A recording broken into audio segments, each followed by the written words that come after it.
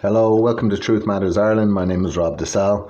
The intent is to make a series of videos to try and ascertain some aspects of truth. We're living in a very strange age of censorship in Ireland where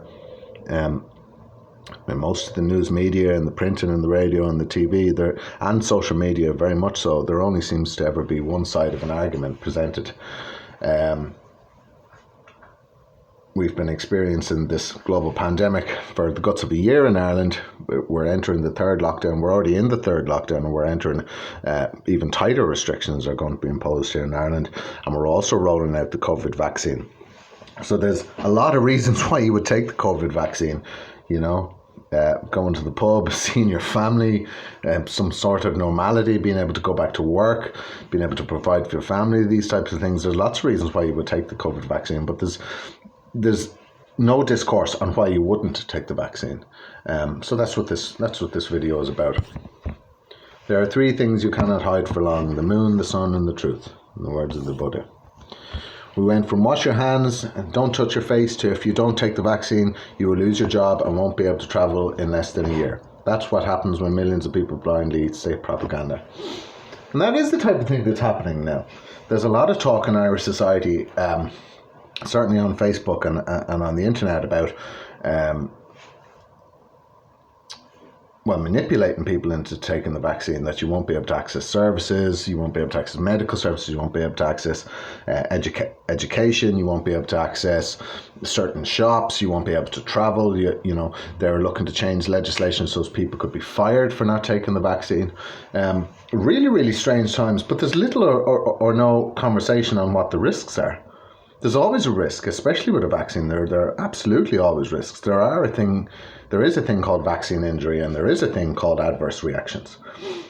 And it's just so bizarre that we would manipulate people in these ways to take a vaccine without really balancing the risks.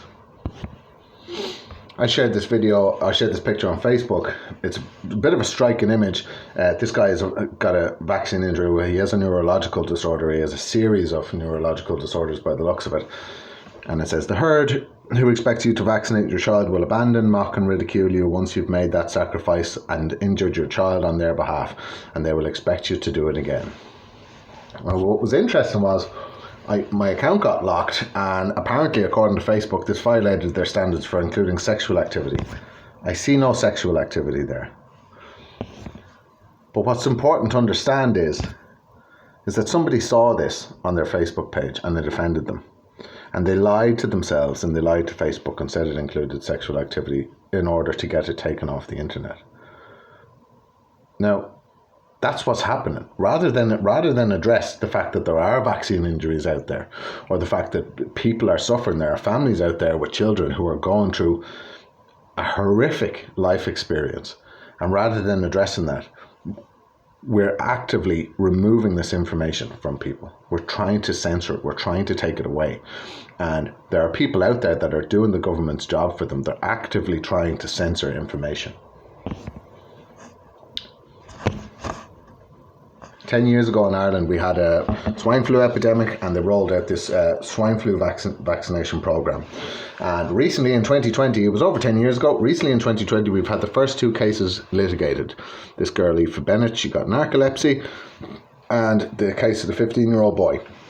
The High Court has approved a settlement in the case of a 15-year-old boy who developed an incurable sleep disorder and a debilitating autoimmune condition after receiving the swine flu vaccine 10 years ago.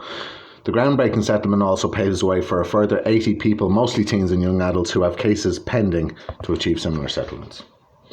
Okay, so he got a debilitating autoimmune condition and he got an incurable sleep disorder. And oftentimes with these neurological conditions, they often seem to come in group. They get groups of them. It's not just one condition, and they're often linked to vaccines. But what's important to understand is the first two cases have been dealt with 10 years later. Those people have been suffering for 10 years. And the fact that those 82 families of injured people exist means that there is a much larger universe of people with injuries from pandemics, from the swine flu vaccination. But maybe they just can't afford justice. Maybe they can't afford the specialist doctors who, throughout the course of the 10 years, are going to see their child and make the links to the vaccine. Maybe they can't afford the solicitors. Maybe they can't afford the senior counsel and the barristers. Maybe they can't even afford the solicitor's letter. Maybe they can't. Maybe they're living from hand to mouth. Maybe they didn't even make the connection between the injury and the vaccine. Maybe they're dead. But they're never going to get justice. The fact that these 82 cases exist means there's a much larger universe of injuries. So what's happening in Ireland? We're rolling out this vaccine, right? There will be a major public campaign to promote the vaccine. However, the Taoiseach Leo Varadkar last night told the Fine Gael Parliamentary Party that there are a number of unknowns about the vaccine, including possible rare side effects that would only be fully understood when a large number of people have been vaccinated.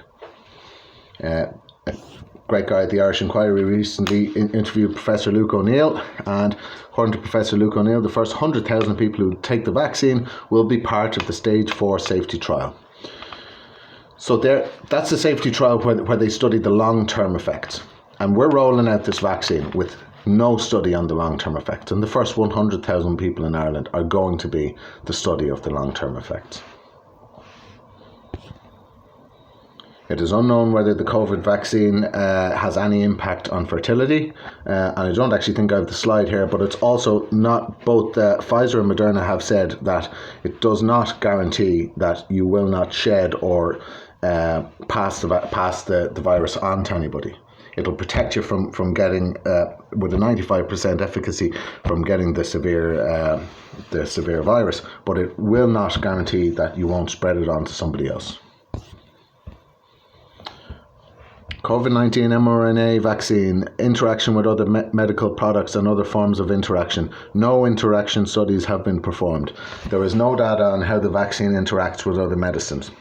Almost all of the first group will be on other medicines.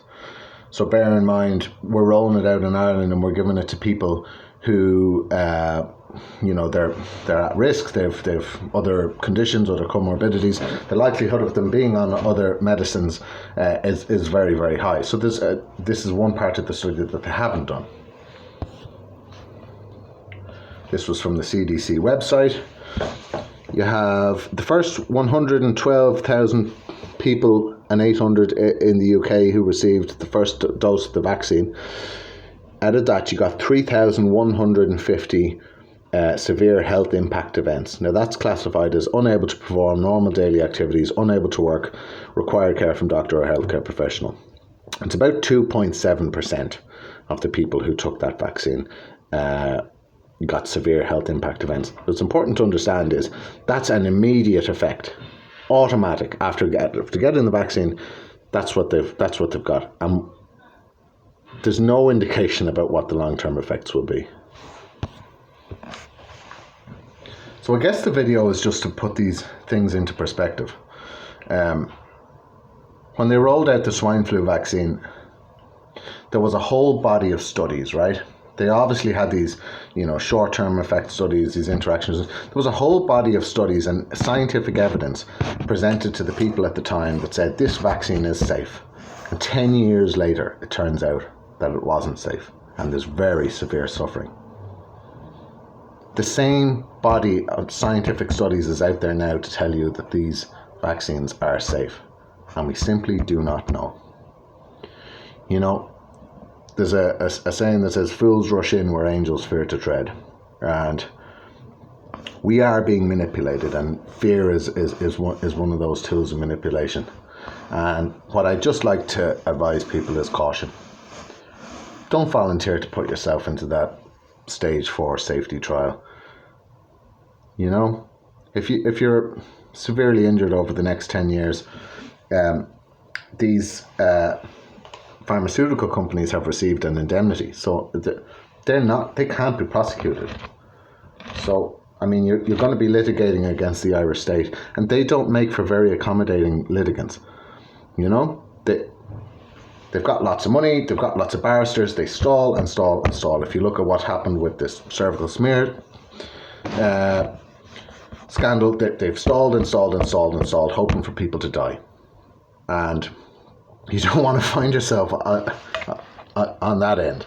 And ultimately, if your worst case scenario, you're part of that stage 4 safety trial, worst case scenario, you receive a vaccine injury, and you're fighting against the state, and ultimately you get a small amount of compensation. It's the Irish people who are paying for it. The people who caused the injury and made the profit and made their quick buck, they're gone. About 5 years ago, we had a mass campaign to promote uptake of the Gardasil vaccine, and they had a young girl called Laura Brennan. She was 26 years of age. She died. We watched her deteriorate. She was on the Late Late Show. She was on every ad and ads on Spotify and everything, telling us this could have saved my life, this vaccine. I'm sure the same body of evidence was available to show her that this is 100% safe. And now there's a group out there called Regret. It's an anagram. I'm not sure exactly what it's an anagram for. There's a group out there called Regret, and I think there's over 650 families with really horrific injuries. There's been a lot of cases, but it's being stalled. That's about 5 years old. None of those people are probably going to get any justice for another 5 years. But they were manipulated into taking it through fear. We watched that young girl die on the television. And now you look at what's happening now today. We're all being manipulated into taking this non-stop through fear. That's it, guys. Thanks.